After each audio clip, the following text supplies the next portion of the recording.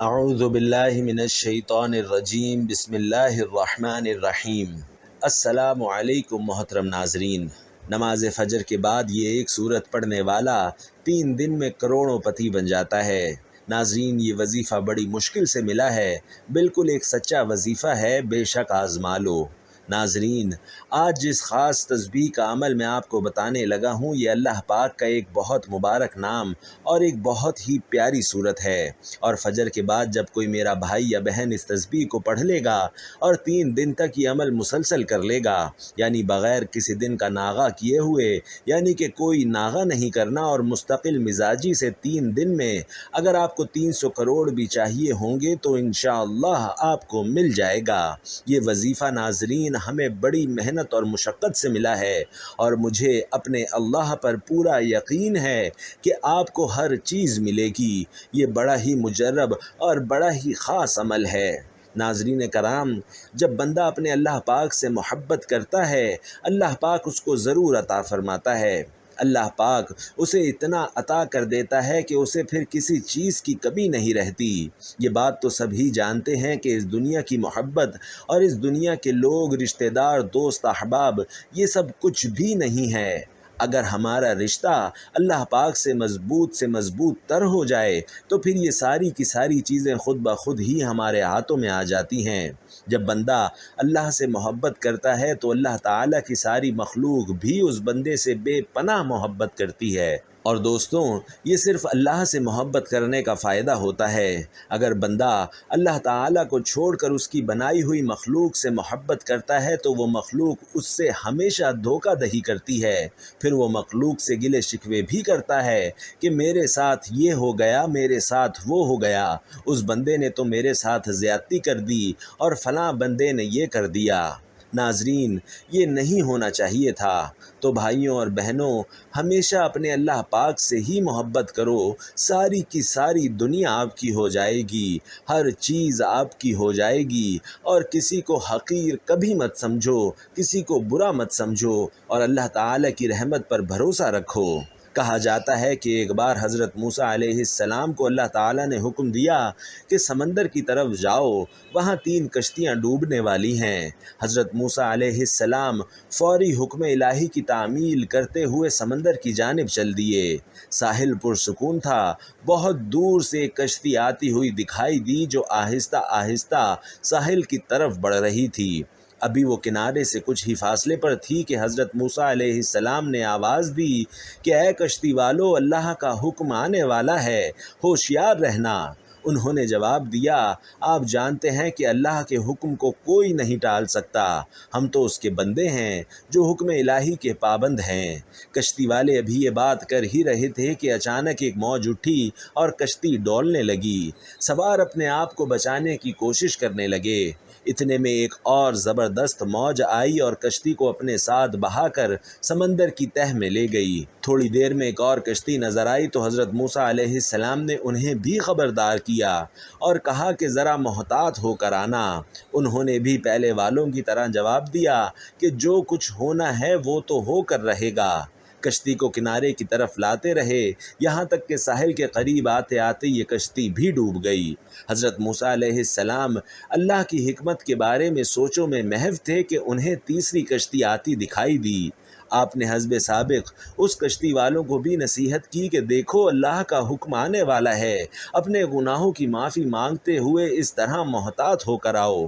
انہوں نے جواب میں کہا کہ اے اللہ کے نبی، جس طرح آپ سچے ہیں اسی طرح اللہ کا حکم بھی اٹل ہے، اسے کوئی نہیں بدل سکتا، لیکن اللہ کی رحمت بھی تو ہے، ہم اس کی رحمت سے کیوں مایوس ہوں؟ لہٰذا ہم اللہ کی رحمت پر بھروسہ کر کے آ رہے ہیں، اور وہ اپنی رحمت کے صدقے ہمیں ضرور امن و سلامتی کے کنارے پر پہنچا دے گا۔ کشتی والوں کا یہ جواب سن کر حضرت موسیٰ علیہ السلام خاموش ہو گئے۔ جب کشتی بحفاظت کنارے پر آ لگی تو اللہ کے پیغمبر سوچنے لگے کہ اللہ نے تو 3 کشتیاں ڈوبنے کا فرمایا تھا، 2 تو ڈوب گئیں، لیکن تیسری سلامتی کے ساتھ کنارے آ گئی، یہ کیسے بچ گئی؟ تو ارشاد باری تعالیٰ ہوا کہ اے موسیٰ، آپ نے سنا نہیں کہ تیسری کشتی والوں نے کیا کہا؟ انہوں نے میرے حکم کو تسلیم کیا تھا اور میری رحمت کو آواز دی تھی، اس پر پورا توکل اور بھروسہ بھی کیا تھا، تو اس لیے یہ کشتی میری رحمت کے طفیل بچ گئی، کیونکہ جو بھی میری رحمت کے دروازے پر آ کر صدا دیتا ہے میں اسے نا امید نہیں کرتا۔ سبحان اللہ۔ دوستو، اگر آپ بھی اس واقعے سے متاثر ہوئے ہیں تو کمنٹ باکس میں سبحان اللہ ضرور لکھ دیے گا۔ اور ناظرین، جب اللہ تعالیٰ نے مخلوقات کو پیدا فرمایا تو عرش پر لکھ دیا کہ میری رحمت میرے غضب پر غالب ہے۔ انسان نے کہا کہ میں ان دکھ، تکلیف اور مصیبتوں سے بہت تھک چکا ہوں، تو انسان کی تسلی کے لیے اللہ تعالیٰ قرآن مجید کی سورۃ الزمر کی آیت نمبر 53 میں فرماتا ہے کہ اللہ کی رحمت سے نا امید نہ ہونا۔ ناظرین کرام، کسی بھی انسان کو اپنے سے کمتر یا حقیر نہ سمجھو، کیونکہ ہر انسان کو اللہ نے پیدا کیا ہے اور ہر کسی میں کوئی نہ کوئی خوبی بھی ضرور رکھی ہے۔ ہر کسی کے اندر کوئی نہ کوئی ایسی صلاحیت یا خوبی ضرور ہوتی ہے جو اسے دوسروں سے ممتاز کرتی ہے۔ کسی کو بھی اپنے سے کمزور یا کمتر مت سمجھو۔ اور دوسری چیز جو میں نے بتائی ہے وہ ہے اللہ تعالیٰ سے محبت۔ جب اللہ تعالیٰ کسی بندے سے محبت کرتا ہے تو حضرت سیدنا ابو ہریرہ رضی اللہ تعالی عنہ سے روایت ہے کہ رسول علیہ السلام نے فرمایا کہ بے شک اللہ تعالیٰ جب کسی بندے سے محبت کرتا ہے تو جبرائیل علیہ السلام کو بلا کر فرماتا ہے کہ میں فلاں بندے سے محبت کرتا ہوں، پس تو بھی اس سے محبت کر۔ پھر جبرائیل علیہ السلام اس سے محبت کرنے لگتے ہیں اور آسمان میں منادی کرتے ہیں کہ اللہ فلاں شخص سے محبت کرتا ہے، پس تم سب بھی اس سے محبت کرو۔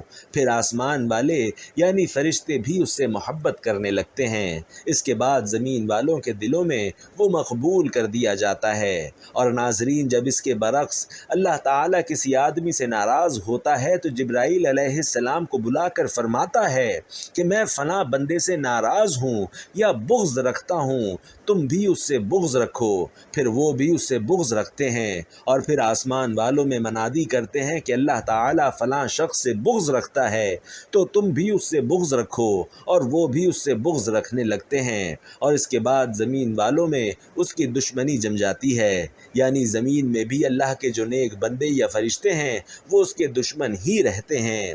تو ناظرین، اللہ سے محبت کرو گے تو دنیا آپ کے لیے آسان ہی آسان کر دی جائے گی۔ آپ کی زندگی میں جتنی بھی پریشانیاں، مشکلات اور رنج و غم ہوں گے وہ سب انشاءاللہ دور کر دیے جائیں گے، اور پھر آپ کو قدم قدم پر اللہ پاک نوازتا ہی رہے گا۔ آپ کی جیسی بھی مشکل ہوگی انشاءاللہ ہر مشکل حل ہوگی، پھر آنے والی تمام مشکلات بھی ختم ہو جائیں گی۔ ناظرین کرام، آئیے اب وظیفے کی جانب چلتے ہیں۔ یہ عمل کون سا ہے؟ یہ خاص وظیفہ کون سا ہے؟ اس کو کرنے کا طریقہ کار کیا ہے؟ اسے کس وقت اور کتنی بار کرنا ہے؟ ناظرین، یہ ایک دولت مند بننے کی ایک تسبیح کا راز ہے۔ پورے یقین اور اعتماد سے پڑھ لینا، انشاءاللہ تمام پریشانیاں، تمام مشکلات ختم ہو جائیں گی۔ پوری زندگی میں مختلف طرح کی پریشانیوں سے انسان کا واسطہ رہتا ہے۔ حالات ہمیشہ ایک جیسے نہیں رہتے، زندگی میں اتار چڑھاؤ آتا رہتا ہے۔ تو بس آپ لوگوں نے صبر کرنا ہے اور ہمیشہ نماز کی پابندی کرنی ہے۔ قرآن پاک میں بھی ہے کہ اللہ پاک صبر کرنے والوں کے ساتھ ہے۔ جتنا آپ صبر کرو گے اللہ پاک آپ کو اتنا زیادہ اور بہتر اجر عطا کرے گا۔ ہر مشکل کے ساتھ آسانی بھی چھپی ہوتی ہے۔ دوستو، کئی لوگ ایسے ہیں جن کو دنیا میں ہر طرح کی ٹھوکریں لگتی ہیں، انہیں غربت کا بھی سامنا کرنا پڑتا ہے، مشکلات بھی آتی ہیں، یہاں تک کہ کچھ تو بھکاری اور فقیر تک بن جاتے ہیں، لیکن پھر جب اللہ پاک ان پر اپنا فضل و کرم نازل کرتا ہے تو وہ صرف اور صرف اللہ تعالیٰ سے مانگتے ہیں، تو اللہ پاک ان کو اتنا عطا فرماتا ہے کہ ان کے پاس پھر کسی بھی چیز کی کمی نہیں رہتی۔ میری اللہ پاک سے دعا ہے کہ اے میرے اللہ پاک، اے میرے غفور الرحیم اللہ، دنیا جہان کے سارے خزانے آپ کے ہی پاس ہیں، آپ کے خزانوں میں تو کسی چیز کی کوئی کمی نہیں ہے۔ میرے اللہ، جتنے بھی لوگ دنیا میں پریشان حال ہیں یا تنگ دست ہیں، طرح طرح کی مشکلات اور مصائب میں گھرے ہوئے ہیں، میرے اللہ ان کی مشکلات کو ختم فرما دے اور ان کو شاد و آباد کر دے، آمین۔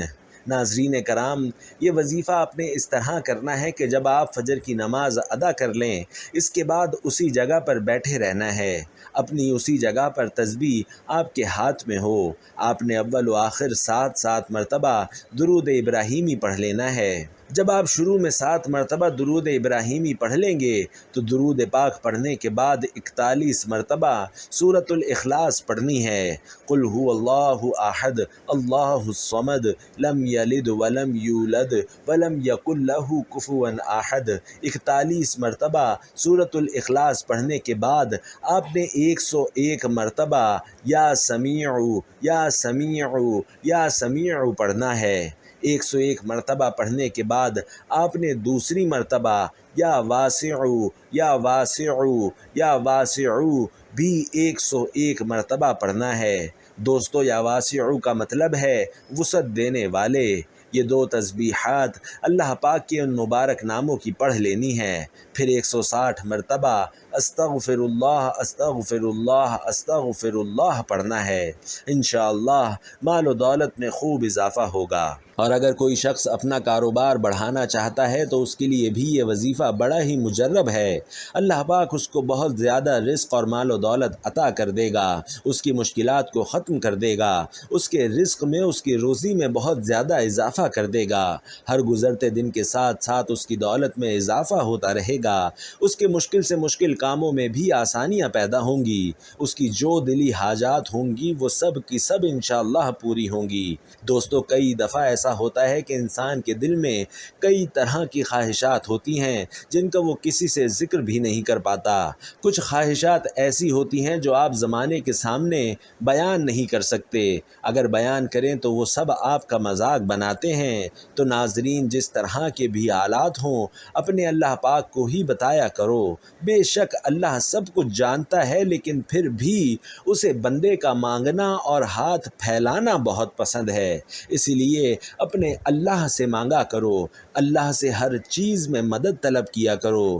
اللہ پاک بڑا ہی غفور الرحیم ہے اور وہ عطا کرنے والی ذات ہے۔ رزق کے حوالے سے، دولت کے حوالے سے کبھی پریشان نہ ہوا کرو۔ اللہ پاک ایسے ایسے وسائل پیدا کرے گا جو آپ نے کبھی سوچے بھی نہ ہوں گے، وہاں سے آپ کی مشکلات دور ہو جائیں گی، وہاں سے آپ کے رزق میں اضافہ ہوگا جہاں سے آپ کا گمان بھی نہیں ہوگا۔ دوستو، حضور مقبول صلی اللہ علیہ وسلم نے صحابہ سے فرمایا کہ جمع ہو جاؤ، میں تمہیں آج 1/3 قرآن سناؤں گا۔ لوگ جمع ہو کر بیٹھ گئے۔ آپ علیہ الصلاۃ والسلام گھر سے تشریف لائے اور قل هو اللہ احد تلاوت فرمائی اور پھر گھر تشریف لے گئے۔ اب صحابہ میں باتیں ہونے لگیں کہ وعدہ تو حضور صلی اللہ علیہ وسلم کا یہ تھا کہ 1/3 قرآن سنائیں گے، شاید آسمان سے کوئی وحی آ گئی ہوگی۔ اتنے میں آپ صلی اللہ علیہ وسلم پھر تشریف لائے اور فرمایا کہ میں نے تم سے 1/3 قرآن سنانے کا وعدہ کیا تھا، سنو، یہ سورت یعنی سورۃ الاخلاص 1/3 قرآن کے برابر ہی ہے۔ ناظرین، ایک اور روایت میں ہے کہ ایک انصاری مسجد قباء کے امام تھے۔ ان کی عادت تھی کہ الحمد ختم کر کے پھر اس سورت کو پڑھتے، پھر جون سی سورت پڑھنی ہوتی یا جہاں سے چاہتے قرآن پڑھتے۔ ایک دن مقتدیوں نے کہا کہ آپ اس سورت کو پڑھتے ہیں پھر دوسری سورت ملاتے ہیں، یا تو آپ صرف اسی کو پڑھیے یا چھوڑ دیجئے، دوسری سورت ہی پڑھا کیجئے۔ انہوں نے جواب دیا کہ میں تو جس طرح کرتا ہوں کرتا رہوں گا، تم چاہو تو مجھے امام رکھو اور کہو تو میں تمہاری امامت چھوڑتا ہوں۔ اب انہیں یہ بات بھاری پڑی، جانتے تھے کہ ان سب میں یہ افضل ہیں، ان کی موجودگی میں دوسرے کا نماز پڑھانا بھی انہیں گوارا نہ ہو سکا۔ ایک دن جب کہ نبی کریم صلی اللہ علیہ وسلم ان کے پاس تشریف لائے تو ان لوگوں نے آپ علیہ الصلاۃ والسلام سے یہ واقعہ بیان کر دیا۔ آپ صلی اللہ علیہ وسلم نے امام صاحب سے کہا کہ تم کیوں اپنے ساتھیوں کی بات نہیں مانتے اور ہر رکعت میں اس سورت کو کیوں پڑھتے ہو؟ وہ کہنے لگے، یا رسول اللہ صلی اللہ علیہ وسلم، مجھے اس سورت یعنی سورۃ الاخلاص سے بڑی ہی محبت ہے۔ آپ صلی اللہ علیہ وسلم نے فرمایا، اس کی محبت نے تجھے جنت میں پہنچا دیا۔ دوستو، ایک اور حدیث میں ہے کہ ایک شخص نے آپ صلی اللہ علیہ وسلم سے کہا کہ میں اس سورت سے بہت محبت کرتا ہوں، تو آپ علیہ الصلاۃ والسلام نے اسے بھی فرمایا کہ اس کی محبت نے تجھے جنت میں پہنچا دیا۔ اسی طرح ایک شخص نے کسی کو اس سورت کو پڑھتے ہوئے رات کے وقت سنا کہ وہ بار بار اسی کو دہرا رہا ہے۔ صبح کے وقت آ کر اس نے نبی علیہ الصلاۃ والسلام سے ذکر کیا کہ گویا وہ اسے ہلکے ثواب کا کام جانتا تھا، تو نبی کریم صلی اللہ علیہ وسلم نے فرمایا کہ اس کی قسم جس کے ہاتھ میں میری جان ہے، یہ سورت مثل تہائی قرآن کے ہے۔ ناظرین، آخر میں دعا ہے کہ اے میرے اللہ پاک، اے غفور الرحیم اللہ، ہم سب کی مشکلات کو ختم فرما، ہمارے رزق میں، ہماری روزی روزگار میں اضافہ فرما دے۔ میرے اللہ، ہمیں مانگنا نہیں آتا مگر تجھے دینا تو خوب آتا ہے۔ میرے اللہ، ہمیں بغیر مانگے سب کچھ عطا کر دے، آمین یا رب العالمین۔ ناظرین، آپ لوگ بھی کمنٹ باکس میں آمین لکھ کر اس دعا میں اپنا حصہ ضرور شامل کیجیے۔ اللہ آپ سب کا حامی و ناصر ہو۔ جزاک اللہ۔